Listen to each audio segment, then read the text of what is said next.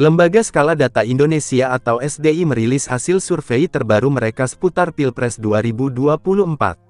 Direktur SDI Aska Abdi Amrurobi mengatakan elektabilitas pasangan Capres dan Cawapres masih bergerak dinamis. Sehingga Pilpres 1 atau 2 putaran masih belum bisa diketahui, ujar dia dalam keterangannya saat merilis survei ini di Jakarta pada Jumat, tanggal 26 Januari tahun 2024.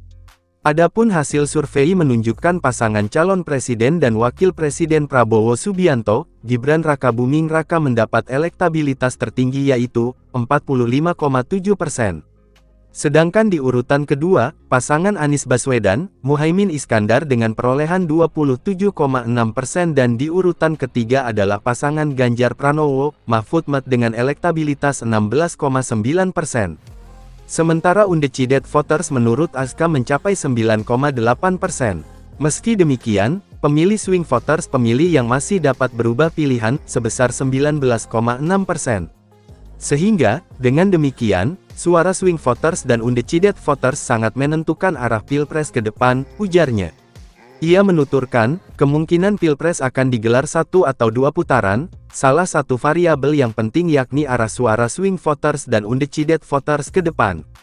Survei SDI juga didapati soal debat Capres dan Cawapres cukup berpengaruh terhadap landasan publik memilih paslon, katanya. Berdasarkan survei SDI, sebanyak 29,8% pemilih menganggap debat Capres dan Cawapres berpengaruh terhadap pilihannya dan 23,5% menganggap cukup berpengaruh. Sedangkan, 22,7% pemilih menganggap debat biasa saja, 4,2% kurang berpengaruh, dan 8,1% menganggap tak berpengaruh sama sekali terhadap pilihan mereka.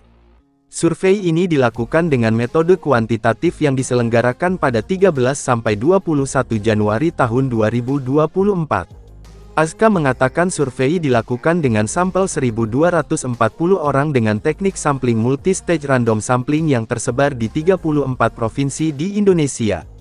Adapun teknik pengumpulan data, kata dia, dilakukan dengan wawancara langsung dengan bantuan kuesioner terhadap responden yang memiliki KTP. Aska mengatakan, pihaknya juga memastikan perihal kepercayaan koresponden terhadap informasi yang disebarluaskan di perpesanan sosial, dan temuannya mayoritas percaya.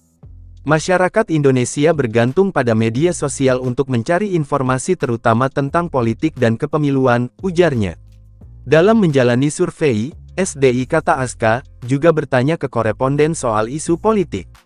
Ternyata, ujarnya, koresponden kebanyakan terafiliasi dengan organisasi masyarakat.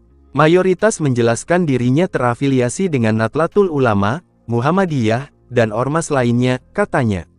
Sementara itu, hasil survei Polling Institute menyebutkan bahwa elektabilitas pasangan Prabowo Subianto Gibran Rakabuming Raka menunjukkan tren kenaikan.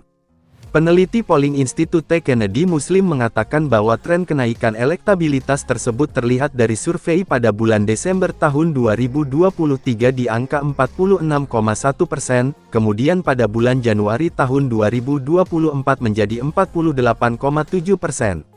Survei Januari tahun 2024 pada simulasi 3 pasangan, elektabilitas Prabowo Gibran 48,7%, Anies Muhaimin 23%, sementara Ganjar Mahfud 20,9%, kata Kennedy saat memaparkan hasil survei bertajuk Elektabilitas, Efek Debat, dan Sentimen Pilpres 1 putaran secara virtual yang dipantau di Jakarta, Jumat.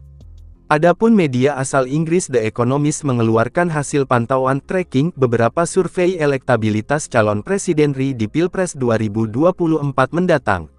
Dalam survei itu, The Economist menyebut elektabilitas Prabowo mencapai 47%.